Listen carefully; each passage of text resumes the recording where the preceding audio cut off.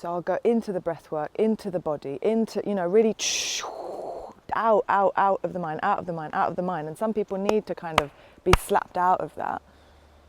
And then I allow there to be this quiet, and I always start my walks with just quiet. So always be an hour's quiet walk to begin with.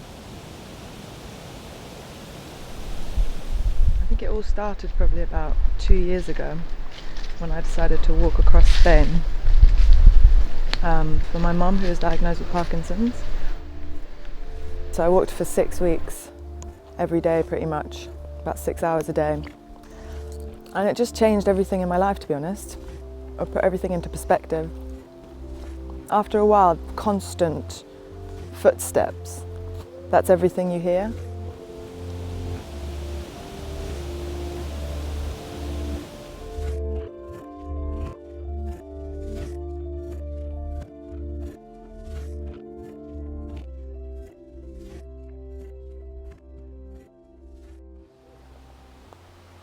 And when you're amongst trees and you start hearing the leaves and the sounds, it just kind of connects you to something a bit deeper than your mind. And it just changes you, it really does change you. So I kind of came back from that and I was a different person. I had kind of a different perspective on life. So I would just drive off and I would just take myself out to the forest. And so I started doing that alone often.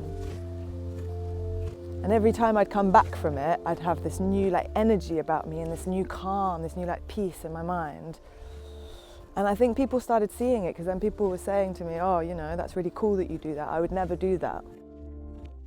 It just came to me that I could create this for people, I could create an adventure for people. On your last one, you're going to inhale all the way up.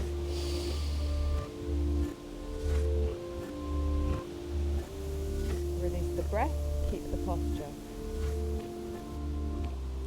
Yoga creates a youthful spirit, I find. So then for people to wake up and kind of look around, they take it in a whole new way. They absorb it in a different way. And there's this really harmonious feeling of us all being together in stillness, calm and harmony, just like nature. Guru De.